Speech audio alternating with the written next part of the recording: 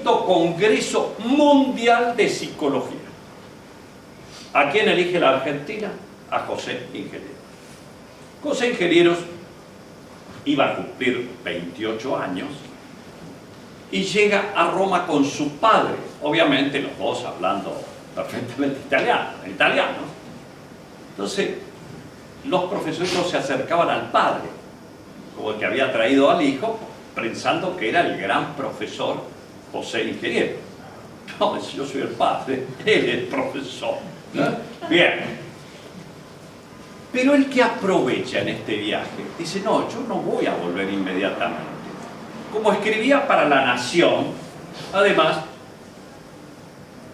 le encomiendan realizar crónicas de su viaje.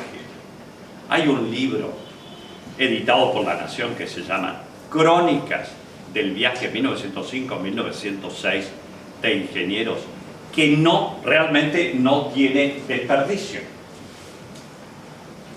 Miren quiénes concurrieron: Llanel, Ambroso, Ferri, los grandes. ¿Y qué lo nombran? Con todos los estudios que tiene, nadie tenía más publicaciones, ninguno de todos ellos tenía más publicaciones que este muchacho. Entonces lo nombran presidente honorario de Psicología Criminal, Pedagógica y Social. Y entonces allí César el Lombroso imagínense, era, digo, el elefante blanco, nadie lo podía tocar a César el Lombroso. Y él allí agradece a Lombroso y dice, maestro, yo estoy en desacuerdo con usted. L'uomo criminal no es tan así. No es que si yo tengo determinados rasgos faciales o las manos o la implantación de la oreja, ya voy a ser criminal. Porque él empieza a hablar, dice, y los psicópatas, yo puedo estar comiendo, puede ser un galán de cine o lo que fuera, es un psicópata. Y ahí se levanta Lombroso, le da un abrazo y entre otras dice, aquí hay un grande. Este fue César el Lombroso, que decía, de acuerdo, por ejemplo, uno miraba al petiso orejudo y decía, bueno, ese es un asesino nato. ¿Qué hace? Hasta el Lombroso dice, le ofrezco mi cátedra.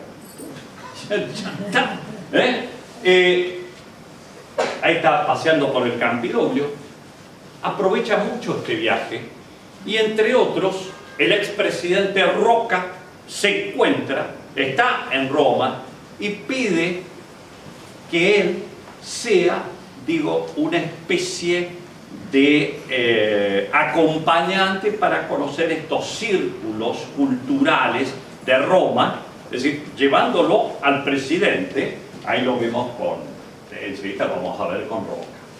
Conoce personalmente a Nodó, a Ribot. En el viaje publica 7 libros y 40 crónicas. 7 libros y 40 crónicas, ¿no? 60 trabajos sobre psiquiatría y dio conferencias. En Torino, obviamente, en Roma, lo llaman de Lyon, lo llaman de la Sorbona. Tanto Lyon como la Sorbona en perfecto francés, en Torino en perfecto italiano. ¿Y qué dice uno de los grandes psiquiatras forenses franceses? En la Argentina se producen más trabajos científicos que en todos los demás países de habla castellana juntos. El único que era este muchacho. Lacassagne, que era el profesor titular en Francia, mire cómo lo presenta. He aquí un joven que viene a enseñarnos a la edad en que nosotros comenzamos a aprender. Fue médico en el hospital de clínicas para los jóvenes. En estas crónicas de La Nación, esto no tiene desperdicio. Una sola, quiero que reflexionemos sobre esta sola. Miren la descripción. Además, cuando se enteran que es médico, esto es cuando está en el transatlántico. yendo, dice, empieza a describir cómo cada uno de los que se le acercaba, de acuerdo a la nacionalidad y de acuerdo a la condición socioeconómica, refería el mareo de la cinetosis. Bien, pero escuchen, un impuesto de la belleza, ¿no? Ahí está, 30 de abril, señor director de la Nación, piensen ustedes, está en el mar, impelido por la hélice trepanadora, el monstruo surge la salmuera violenta, abanicado por brisas tibias bajo un sol implacable. Nubes coquetas de tono ceniciento ostan sus rayos meridianos. Las más próximas proyectan sombras violáceas sobre el azul vidrioso de las olas. Diríase que entre ambos trópicos flotaran errantes islotes de violetas inmarcesibles, esparcidas por mano ignota sobre la mole de agua que atesora tanto misterio de suicidios y naufragios. Esto es una realmente belleza. Imagínense, vamos a bajar un poquito, nos sacamos la corbata, todos pensamos los piropos que diría este hombre. ¿Cuál es la etimología de piropo? A ver, los jóvenes. ¿Qué es piros? Fuego, perfecto. Ojos, ojos. Hay fuego en tus ojos. Eso es piros. Bien. Ahí lo vemos con Roca. Se reencuentra en París con Rubén Darío. Pero extraña Buenos Aires. Empieza, por más que le ofrece todo, empieza a extrañar Buenos Aires, a sus amigos, a sus pacientes, y comienza el regreso. Llega a los 29 años y ya es el gran maestro de la psiquiatría, de la neurología. El ministro Joaquín B. González crea el Instituto de Criminología, lo nombra director. En 1910 publica este libro, La evolución de la Argentina, que es un libro de sociología. Se cartea o hace intercambio epistolar con los grandes, por ejemplo, Max Nordau. Es un médico brillante, lo elige el presidente de la AMA, de la Asociación Médica Argentina, para el periodo 1909-1910. Sí, no había campo que no dejara José Ingeniero. Pero, ¿qué importancia tenía? Que era este hombre un psiquiatra, pero que hacía las recorridas de sala. Los veía a los pacientes, los revisaba clínicamente, allí con los médicos. Ustedes saben quién fue el gran profesor Araoz Alfaro. Un gran profesor de la sexta cátedra de medicina, un brillante clínico. En ese tiempo se hacía clínica de adultos, pediatría. Y miren lo que les dice. He leído el discurso que pronunció anoche y sigo siendo su eterno admirador. Estamos hablando del gran Gregorio Araoz Alfaro. En la cátedra de esta persona se hicieron, hubo un gran progreso. 10 de la noche, 5 de la mañana, contestando cartas. No había, obviamente no tenía computadora, no tenía secretaria, estaba permanentemente ocupado. Su gran anhelo es formar parte de la Facultad de Medicina. Se abre el concurso para profesor titular de Medicina Legal. No hay nadie en la Argentina que tenga el currículum de José Ingeniero. Tenía 34 años, centenares de trabajos publicados y libros en 6 idiomas. Era el médico de mayor producción científica de nuestro país. Pero empiezan las intrigas. No, este no puede ganar. ¿Por qué? Pues tenía una mente abierta. Piensen, entre otras cosas, que era mala palabra hablar de homosexualidad. ¿Y a quién se iba a consultar si era delito o no? Al profesor de medicina legal, porque era un referente, entre otras cosas. Tenía en contra también la curia. Entonces, ¿qué hace él? Como escribía para La Nación, dice, voy a publicar mi currículo en La Nación. No solamente lo presenta a la Facultad de la Medicina, sino publica el 18 de mayo, aquellos que quieran ir a bucear, ahí van a encontrar el currículum del publicado en uno de los periódicos, digo, de los diarios de mayor difusión en ese momento. Se hace el concurso. Muchos dicen, no, hay que postergar este concurso. Hay que ver de qué manera que no se presente. Recurrió al Poder Ejecutivo para que vetara su nombramiento, a instancia del ministro José Mamerto Garro, que era el ministro de Educación, a quien José Ingenieros había tenido algunas discusiones respecto de cómo debería ser la educación de los niños, sobre todo la educación primaria. Vetan su nombramiento. Recuerden, aquellos que llegaron un poquito más tarde, estamos en pre-reforma universitaria, como habíamos hablado antes con algunos, y la Facultad de Medicina, el jurado elevaba una terna, y eso sí o sí tenía que pasar por el Poder Ejecutivo, con la discrecionalidad de, bueno, los integrantes, entre otros que ponían la firma, era el presidente de la Nación. Entonces, se dice que como había tenido cierto vínculo con Roca, el pasado socialista no lo ayudó y además la curia también lo tenía en contra. ¿Qué se hace? Vetan el nombramiento como profesor titular.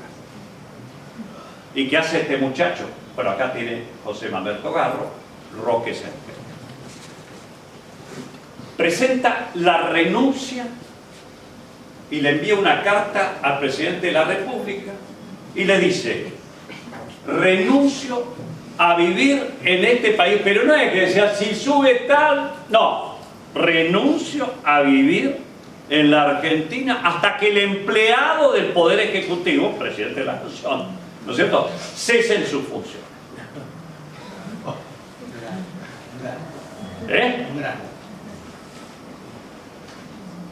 Renuncia, piensen ustedes, todo medio de vida, tenía su consultorio muy prestigioso, la cátedra de psicología experimental, lo de como jefe de enfermedades mentales, la dirección del Instituto de Criminalística, renuncia a todo y se va del país. ¿Y a dónde se va? Se va a Suiza. Se casa con una mujer sumamente inteligente, era realmente una mujer muy bella. Tuvieron 4 hijos. Una de sus hijas, la menor, Cecilia Ingenieros, que fue la que introduce en la Argentina la danza contemporánea, fue más que Estela Canto, la novia de la cual estuvo perdidamente enamorada José Luis Borges. Cecilia Ingenieros Borges. Pero bueno, ella lo deja y se va. Hay una anécdota que después la podemos contar. Que, bueno, sigue trabajando de manera incansable, lo buscan de las universidades europeas, va, da cursos, y la oficina de él era un bar. Todas las mañanas ponía una banderita argentina, ponía una banderita argentina y se ponía a escribir. ¿Qué libro está pergeñando? El que es más conocido, pero no, quizás la obra cumbre del pero más conocido, que es El hombre mediocre. Ahí lo tiene. Bien, cerró la publicación de los archivos, renunció a la cátedra, todo, se dedica a la filosofía y escribe El hombre mediocre. Aquí está, esta es Eva Ruttenberg, No hay mucho tiempo, pero después algunas preguntas, así que podemos hablar. Aquí está José Ingeniero con sus 4 hijos, y esta pequeñita es Cecilia Ingenieros, la novia por la cual se dice que Borges sufrió mucho. Bien, aquí está Cecilia Ingenieros, la que trae, en definitiva, esta es la danza contemporánea. Y acá tenemos el hombre mediocre. Pero miren qué interesante. Toma como arquetipo, ¿a quién? Al presidente Roque Sánchez. Hace una disección, se los recomiendo a todos, ¿no? Se lee muy bien, pero es, para muchos es el libro de cabecera. Era una agresión directa a ese mundo inferior que impedía la victoria de los más altos. Él dice, el hombre mediocre, ¿qué es? Y tiene un resonador nada más, pero no tiene ideales. No genera, sino es una esponja, absorbe. Realiza, podríamos decir, una disección anatómica del mediocre y discurre sobre el valor social. Es el libro realmente que le abre la puerta a la perdurabilidad, si bien escribe más de 40 libros. La prensa nacional lo recibe en silencio, cuidado, este libro, en 1914. Y fue de manera insospechada su desquite implacable ante la ofrenda recibida por el gobierno nacional. Fue muy valorado por los jóvenes. Este libro, en definitiva, alimenta a muchos a pensar en la reforma universitaria. Figura empujó a los jóvenes en el ámbito universitario a rebelarse contra este ambiente decrépito y a lanzarse atrás de un ideal. Porque dice, es mediocre quien no tiene un ideal. Es mediocre quien no tiene utopías sanas. ¿Por qué tenemos que seguir, qué sé yo, enseñando medicina sin tener música o músicos que visiten la sala y que le canten a los pacientes? ¿Por qué? ¿Por qué no podemos enseñar a tomar vino? ¿O por qué no podemos hacer? O lo que ustedes quieran. ¿Por qué? Pero eso lo podemos hacer porque hay libertad de cátedra después de la reforma universitaria. Este grande, Miguel de Unamuno, porque él le gustaba confrontar con las grandes personalidades, porque aprendía. Entonces, entre otras cosas, le está hablando de una obra de él, pero yo quiero, porque sería muy engorroso todo, dice, para reconciliarnos, le enviará la Casa Renacimiento, porque lo publica en España, El hombre mediocre, dentro de unos pocos días El hombre mediocre, cuya lectura me permito recomendarle a fin de evidenciar nuestra identidad. Porque dice, bien, podemos tener las antípodas, pero usted tiene ideales, yo tengo ideales. Y entre otras cosas, dice, no obstante, pero quiero que aprecien los jóvenes la pluma de Ingenieros. No obstante la arritmia de nuestras expresiones formales, se habían tratado de todo, idealistas ambos en cuanto tenemos ideales. No nos incumbe saber cuáles son los más verdaderos, que eso lo juzga el tiempo. Lo único respetable es tenerlos y sentirnos compañeros, aliados, cómplices. Si eso es, digo, nuestra meta, que en definitiva es tener ideales. Nuestra vida no es digna de ser vivida sino cuando la ennoblece algún ideal. El hombre mediocre, entre otras cosas, no tiene ideas propias, sino que piensa y dice lo que otros dicen. Y miren que esta síntesis. No tienen voz sino eco. Bueno, lo escuché. Un resonador. Es el Bluetooth. Pon el Bluetooth. El hombre mediocre es una sombra proyectada por la sociedad. No es sol, es sombra. El mediocre no inventa nada, no crea, no empuja, no rompe, no engendra, pero en cambio custodia celosamente la armazón de automatismos y prejuicios y dogmas acumulados durante siglos, defendiendo ese capital común contra la acechanza de los inadaptables. La rutina es el hábito de renunciar a pensar.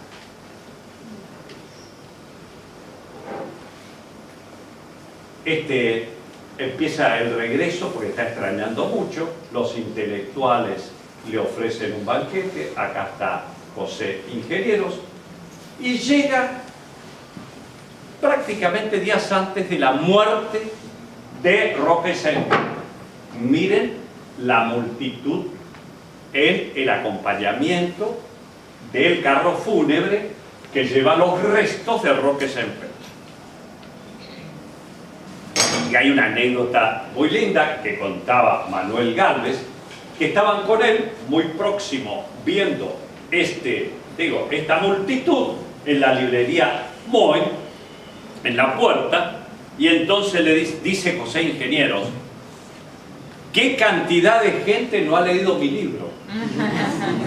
¿Qué cantidad de gente no ha leído mi libro? Como que estaban asistiendo mucha gente al entierro de lo que él pensaba un mediocre. Era un internacionalista para él. Está bien la Argentina, pero la proyección, él quería una unión sudamericana.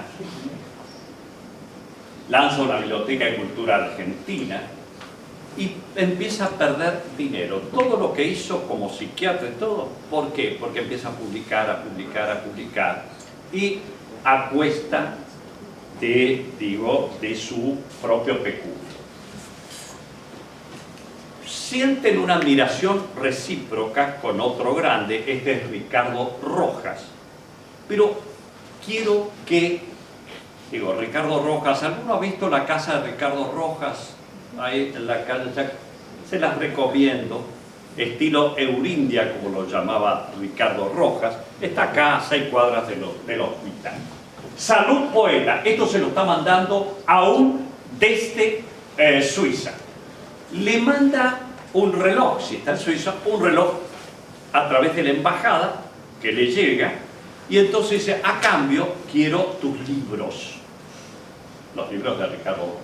Pero miren, en esta carta vamos a hacer, si ustedes me permiten la expresión, una especie de disección de lo que él piensa de lo que es patria. Habla de nación, pero patria, ¿qué es para él patria? Todos los países no son patrias. Estas dejan de serlo en ciertas épocas de rebajamiento moral, cuando se eclipsa todo afán de cultura y se enseñorean viles apetitos de enriquecimiento.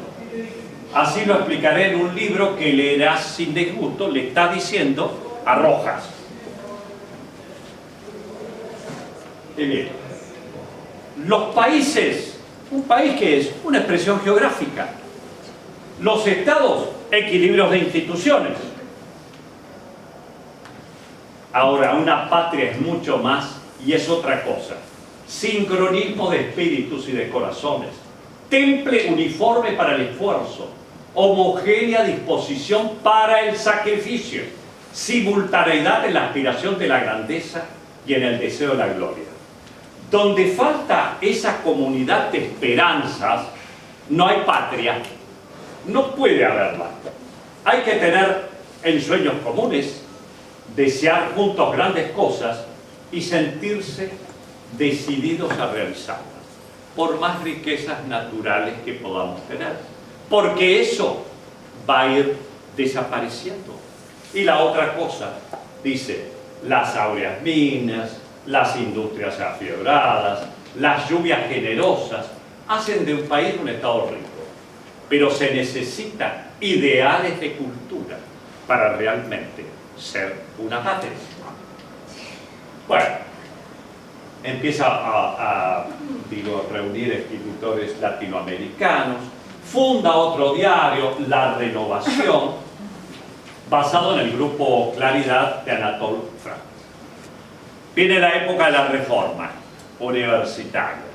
Córdoba, cuna de la Reforma, pero Ingenieros para ellos ha sido la figura en la cual se han inspirado y han estado abrevando. Con ayuda del alumnado ocupó por primera vez una función directiva, pero esto es interesante. Este es Teodoro Roca, estamos junio de 1918. Eso no, los alumnos no se lo tienen que olvidar nunca. El año pasado, justamente para esa época, trajimos a una historiadora para hacer todo lo de la reforma universitaria. Pero miren lo que viene ahora. Telegrama. ¿Quién la manda? Barros, presidente de Federación Universitaria de Córdoba. ¿A quién? José Ingeniero, que vivía en la calle Junín. Juventud Córdoba anhela y espera palabra, aliento en Cruzada Redentora. ¿Qué día? El día que explota en Córdoba la reforma universitaria. Están esperando la palabra de este maestro. ¿Se dan cuenta esta vida? Lo que ha sido de Argentina, que fue médico de este hospital que se tienen que sentir orgullosos de estar. Sigue escribiendo. Alfredo Palacios, por ejemplo, bueno, es un admirador de él, juntos militaban en el Partido Socialista. Florentino Meguino, he leído sus libros, dice los accidentes histéricos, todo lo demás. Es un admirador, Florentino Meguino, de Palacio. Germán Arciniega, presidente en la Federación Universitaria de Colombia, lo trata de el gran maestro, necesitamos sus palabras. Fábricas de papel donde trabajan, donde los obreros son socios, esto es en México, lo invitan de todos lados. El director del museo, cuando cumple el Museo Etnográfico de México 100 años, 1925, ya estamos llegando al final de su vida, lo invita, le manda una medalla de plata y lo invita. En 1925, mi querido Juan Manuel Duarte, se cumple el centenario, ¿no es cierto?, del nacimiento del gran neurólogo, psiquiatra, Charcot. Van a encontrar los alumnos muchos síndromes que llevan el nombre de Charcot. ¿A quién invitan? Al doctor Ingeniero. Empieza a sentir ya un cuadro de astenia, adinamia. Él tenía una sinusitis crónica, pero una sinusitis frontal. Viaja a México y ya se siente muy mal, parecía una sinusitis frontal avanzada, evoluciona la meningitis y lamentablemente muere el 31 de octubre de 1925, con 48 años. Dejó obviamente un enorme legado, reconocimiento, tenemos ciudades, tenemos calles, sociedades, clubes, etc. Pero en Palermo, la Argentina entonces redescubre, ¿no es cierto?, la vida de José Ingeniero y le ponen justamente una calle también en Palermo.